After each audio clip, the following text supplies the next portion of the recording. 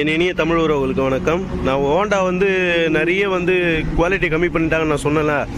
இந்த அண்ணன் வண்டி என் கூட வண்டி ஓட்டுற ஒரு அண்ணன், அந்த அண்ணனோட வண்டி கொஞ்சம் பாருங்கள். ஒரு வருஷம் தான் ஆகுது. புது வண்டி 125 ஷைனு ஃபுல்லாக துருப்பிச்சு போய் கிடக்குது. இங்கே பாருங்கள்,